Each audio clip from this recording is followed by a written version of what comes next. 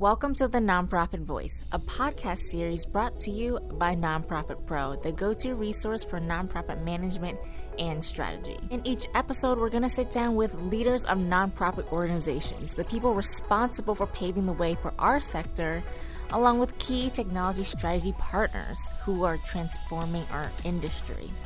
Here at the NonProfit Voice, we'll have refreshing conversations in which we will all learn more about the convergence of nonprofit and technology. Be sure to follow us on social media and visit our website to find more episodes of the NonProfit Voice. And you can download all of the NonProfit Voice episodes on iTunes, Google Play, or Spotify. We will have all the links down below.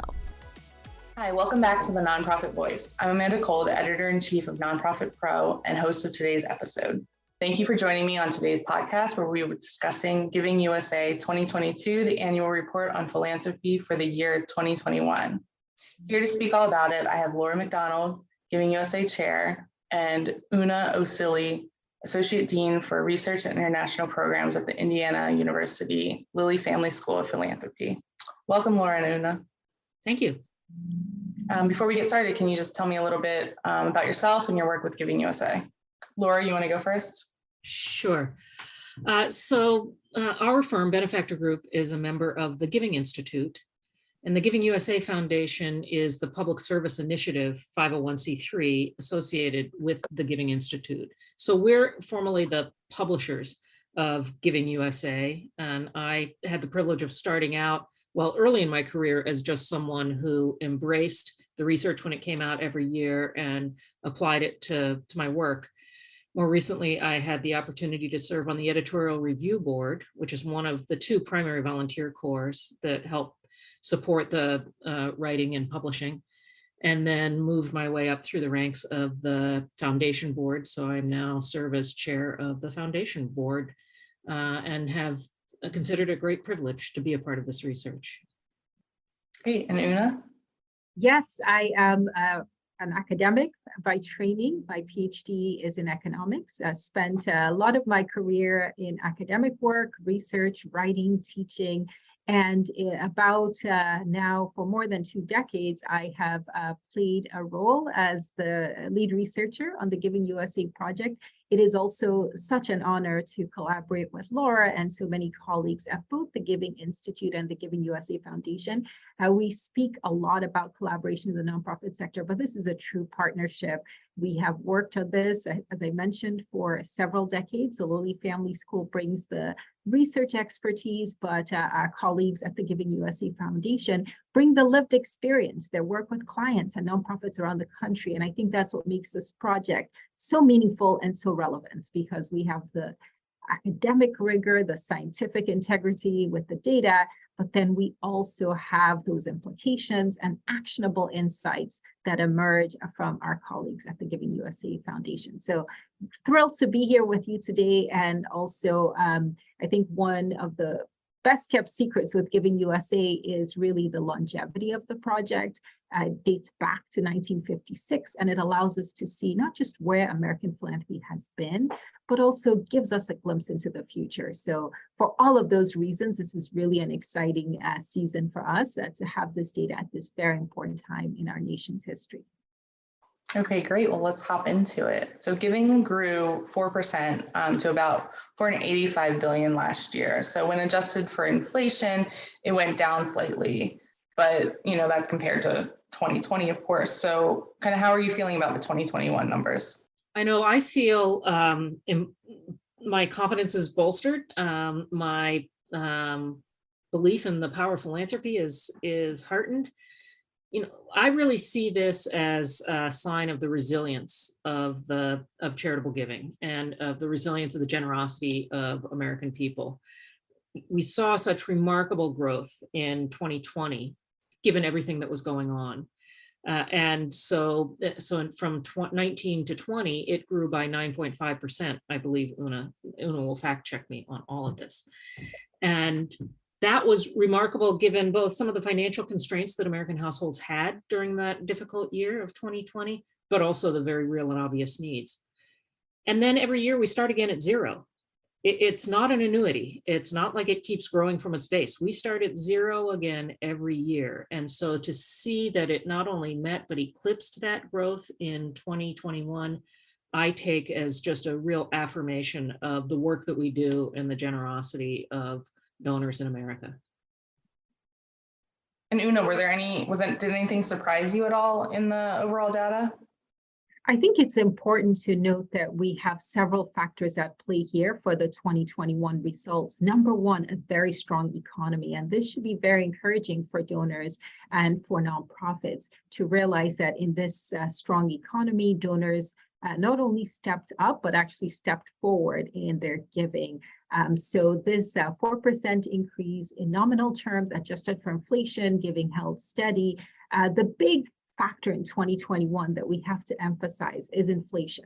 So for the first time really in several decades, we as a nation, our nonprofit sector, and all different sectors of the economy are grappling with higher prices and also supply chain and labor market shortages. So I think when you put all this together, it's not just encouraging to see that giving held steady, even adjusted for inflation, but also that nonprofits were able to adapt to all of these challenges that they faced.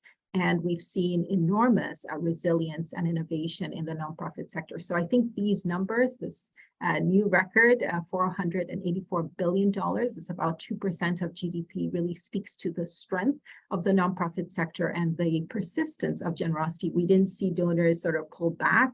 There was not the onset of compassion or donor fatigue, but instead, actually donors, as I said, have embraced this notion of contributing to the needs in their communities and also finding new ways to do so. And we can say more about those new ways as well.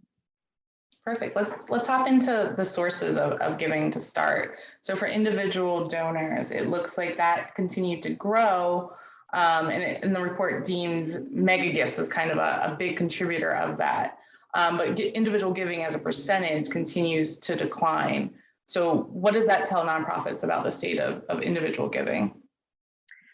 I think it's worth noting that individuals are still the lion's share of philanthropy. That was the case in the 1950s and 60s. It's still the case now. But when we look at what has changed since the 50s and 60s, it's also that the foundation segment has expanded. When we drill down into those numbers, foundations are composed of about half of all the foundations in the US, more than 70,000 of them are family foundations, which are largely controlled by one or two family members. So even with the rise of foundations, and we've seen continued growth in that sector, we've also seen the expansion of individuals because individuals wear many hats. Some of them are writing checks as donors. Some of them are working through their foundations, family foundations. Others are using other kinds of vehicles. I think for the nonprofit sector, it's important to realize while that share has declined in terms of its footprint, we've also seen individuals play a big role in other seats that they occupy, whether as foundation leaders, as board members, also in corporations where they work and contribute in that way as well. And I think, Una, that really points to a dynamic that we're seeing, because those individuals who have moved their charitable giving out of their own wallet or checkbook and into a family foundation or donor advised fund represent largely donors from high net worth households. And even in the 67% of charitable giving, or almost 327 billion given directly by individuals, we continue to see that high net worth mega gifts and high net worth households really dominate that terrain. And I think that there are a couple of reasons why today's practitioners ought to be aware of that and perhaps taking some action to diversify their donor body. One is that, many development offices today really focus on major gifts. And so some of this has been, of our own doing, the fact that we've showered resources and strategy and tactic on major donors, often leaving middle and everyday donors with much less attention. And so it's no wonder that that's what we find is responding, and that the giving has become more concentrated among these high net worth households. The concern is that, how does that develop a pipeline for future donors. How do you make sure that your organization is creating a giving habit amongst donors early in their giving journey, so that when they have greater capacity to give, have accumulated wealth, or have higher earnings, that they continue to support your cause as one of their philanthropic priorities? And I would just say also philosophically that I think a model in which we are so dependent upon the 3 to 5% of American households that qualify as high net worth, that it doesn't really reflect our society. And so therefore, I think that it doesn't do as much to strengthen democracy as philanthropy traditionally has. Very interesting. And we did start touching on foundations, moving into the next source, 11-year growth streak. But it does sound that that's why it's growing, is because it's moving from individual to foundation. I mean, what else can you add on to that? The stock market. Most foundation assets are invested in the market. And for the last decade or so, we've seen, with a few exceptions, some really great stock market performance. Dr. Osili would remind us all that what matters is year-over-year performance in the markets. So a mid-year swoon or a mid-year spike does not have impact. It's where are the markets on December 31st, and how does that compare to where they were a year ago? And what we've seen until fairly recently is pretty steady, robust market growth. Right. I will also emphasize that foundations tend to give from a 2 to 3 year rolling average. And just to put those numbers in perspective, GDP grew at 10% in nominal terms and 5% adjusted for inflation. So record growth. But financial markets actually reached new highs over the last 2 years. And the S&P in particular grew at over 20%. So for many nonprofits, leaders who are listening in today, just keep in mind that because of that growth, foundations are poised to play a role even in the upcoming year with some of the volatility that we've seen, because they are coming from a very strong position as far as their balance sheets are concerned. We've also seen foundations during this time experiment with new models. So announcements about unrestricted gifts. Many foundations looked at more trust-based models of working with their grantees. And I think this is very good news for nonprofits, because unrestricted gifts were quite difficult to obtain in the past, and there's more of a willingness to discuss those. And also new financial instruments, impact investing, and many foundations have looked at these new tools, whether those are impact bonds or other kinds of vehicles that they can use to support the nonprofits in their communities. So once again, I think this is a great opportunity for nonprofits, because foundations are willing to have those conversations about new ways of giving, new ways of providing grants, multi-year unrestricted giving. We heard Mackenzie Scott in particular, when she made her very large gifts, many of those gifts were unrestricted. The president of Howard University received a call, a $40 million gift. That was the largest in that institution's history, and HBCU, and it was unrestricted. So this is the time to have those conversations. I think having these large gifts that are unrestricted provides a great example and inspiration for a lot of foundations and individual donors.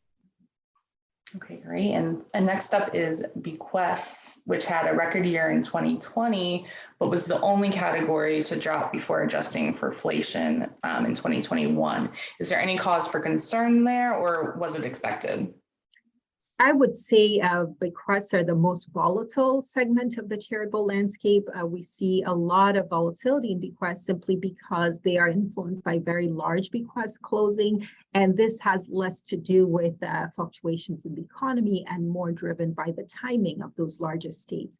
I'd say that charitable bequests continue to be an area for many nonprofits to pay attention to because of our aging demographic. Many developed countries have this profile where we're entering into a period where many Americans are reaching those ages where they are making planned gifts or preparing for them. And then I think this is also an area that many nonprofits have not invested in the past, but given the demographic profile, this is an opportune time to start thinking about planned giving. That's right, Una. If we look over the last 5 years, charitable giving has grown on average 4.1%, I think. So we were right on point with the average growth of the entire charitable giving sector in 2021. During the same period, bequests have grown at 5.9%. So giving by bequest, even though it was down a bit this year, as Una said, it's more about timing, and it is a growing factor. Okay, great. And then lastly, we have corporations, which had a decent increase in 2021, but corporate giving remains a very small percentage of corporate profits and only 4% of total giving. So what do you make of this? As corporations are held more responsible for making an impact, will this continue to grow? Well, giving by corporations was a really bright spot in this year's report. As you've noted, we saw that giving by corporations rebounded as the economy recovered. And it was influenced by the record growth in GDP, as I mentioned, that over 10% growth in nominal terms. But pre-tax profits also surged over 20%. And we saw that this was really broad-based across many different types of industries. So it wasn't just the tech sector that performed well, but we saw retail, consumer goods, many of those sectors that were hard hit in 2020 came back. And for corporations, I think this is also a time when we are seeing, again, new models. Workplace giving has expanded during this time. Many corporations expanded their matching programs during the pandemic and beyond. And we've also seen the use of a broader set of tools within the corporate giving world, cause marketing, nonprofit sponsorships and partnerships rounding up at the cash register, all kinds of new methods.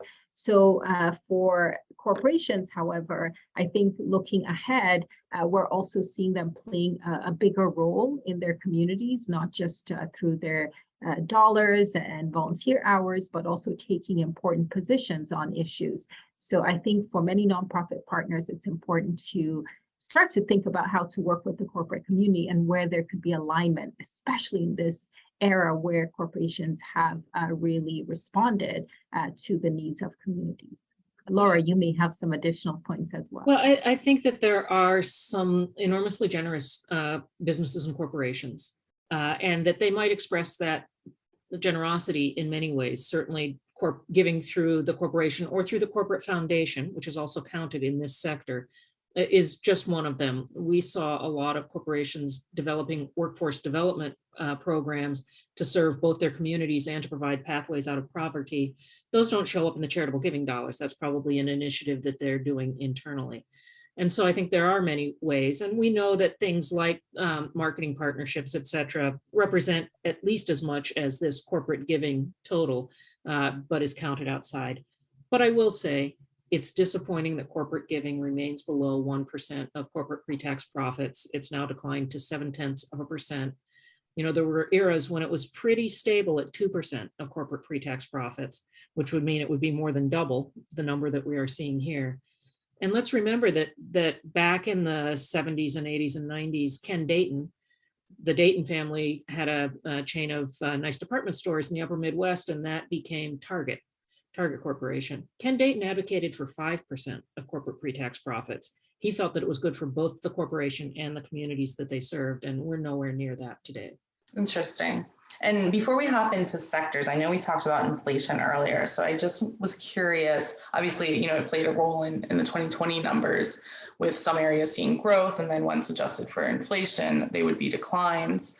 So I know this year's full report isn't out yet, but if we could briefly look ahead to next year, next year's report, but 2022, what impact do you think inflation is going to have on giving?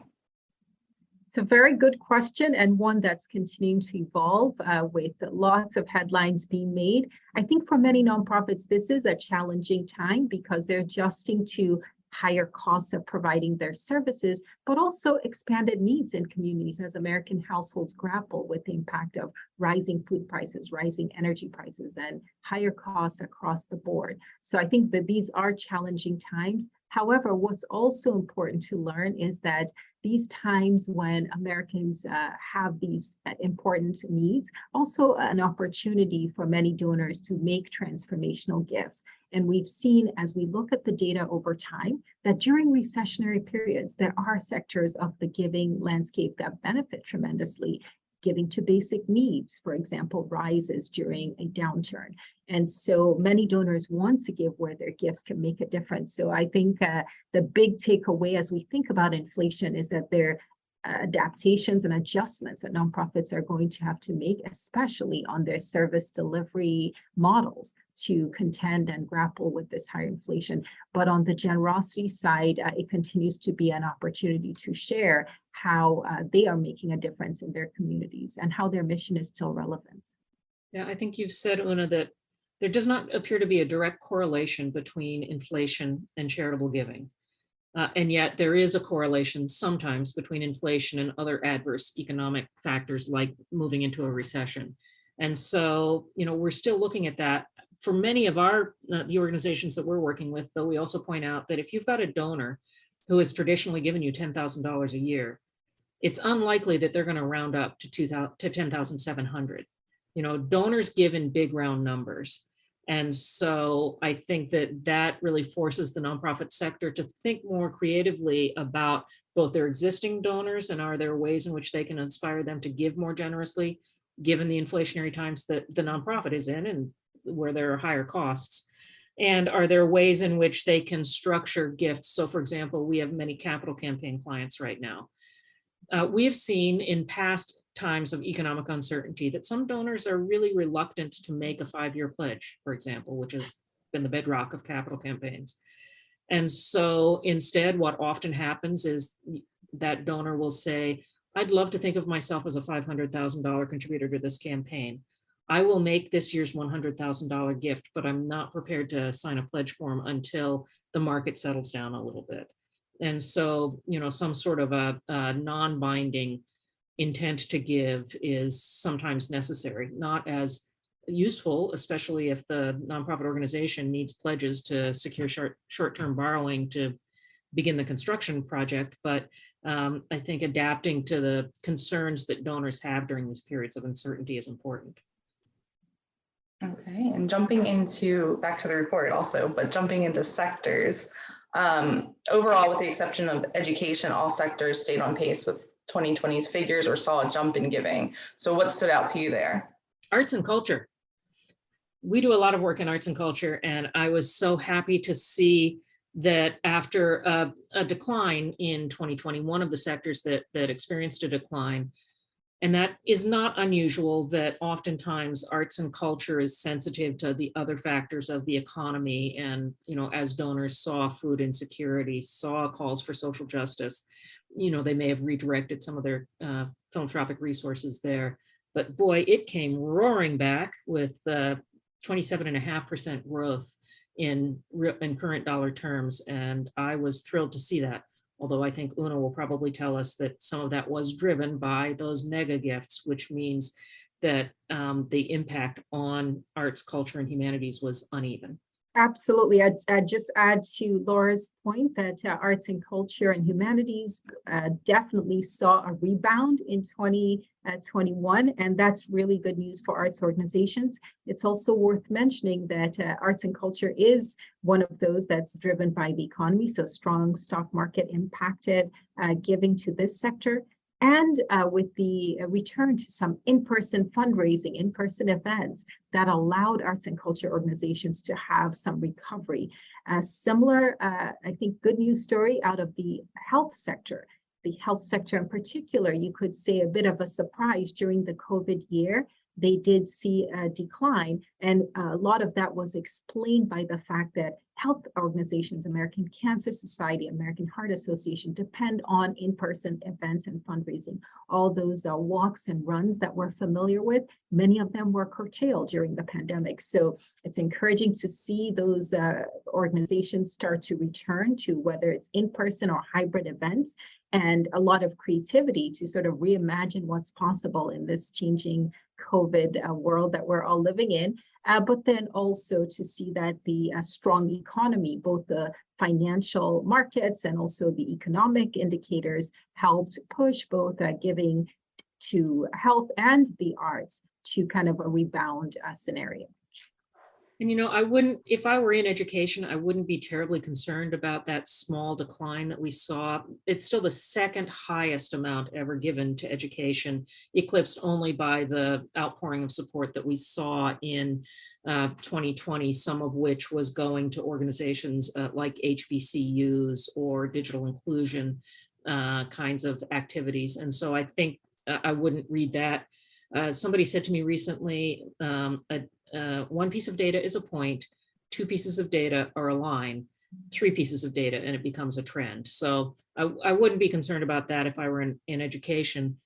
But I also think to look at that growth in public society benefit, 23.5% growth, but over 2 years, it's almost 43% growth in giving to public society benefit. And that's pretty remarkable. I actually wanted to ask you specifically on that briefly, just because I did notice you guys kind of explained how, because I noticed some steadily grew for the most part, and there were some that had like peaks. And so that's probably explains like the arts and culture and stuff. But I'm curious what, I don't want to say trend line, but what do you see the future of public society benefit since it has had such increase recently? I think that it's a grab bag of organizations, first of all. So let's acknowledge that there are different kinds of organizations represented there that I think are going to have very different experiences in 22 when we can tally it and moving forward. Certainly it includes the national donor advised funds. So Fidelity, Vanguard, Schwab, National Philanthropic Trust, those are represented there. And we have seen that donor advised funds have become a very popular and efficient way for many donors, especially high net worth households, to organize their charitable giving. And we're seeing more and more of those funds having a $0 requirement. So now even an everyday household can establish a donor advised fund if that will help them to organize their charitable giving. That's a big part of that growth. I would anticipate that that growth would continue unless Congress brings some regulatory pressure to bear on donor advised funds. I'd also say that this is the first year that Giving USA will include a special chapter on donor advised funds, just because we know that they've become such a influence in charitable giving. Now represents about 6% of all charitable giving activities. So that will be there. The other reason why I think that we are likely to see a lot of activity, and perhaps measured in dollars here, is that I suspect that we will see a return to what we called previously rage donations.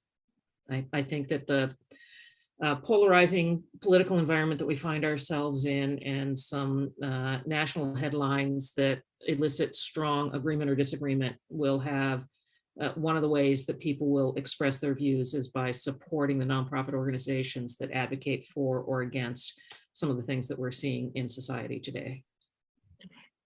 I will also jump in and just say another sector that we have been watching very closely, because it's been a very high performing, high growth, impressive growth rates over the past decade, is giving to the environment and animals, environmental sector. So just as far as growth rates, there was an 11% increase over 2020. It represents what right now a small share of giving, 3%, but in inflation adjusted terms still grew at 6%, over 6%. And underneath those numbers, we're seeing a lot of environmental groups that are using technology to reach donors, and in turn, younger Americans giving to the environment in actually disproportionate numbers. So for many groups in the environmental sector, there's also been a lot more emphasis on how they can respond to both local and global challenges. And this is making, I think, many more Americans are engaged with climate and environmental related issues than ever before. So that's also very encouraging. And I think that will continue going forward, just given the demographic of who we see supporting these environmental organizations. Okay, great. And just to close out, any final thoughts or any teasers for the full report that you could give? One last point that I think we've been watching for quite some time in both 2020 and 2021, we saw online giving reach a new record as a share of all giving. For the 2020 data, it was close to 13% of all giving for the first time.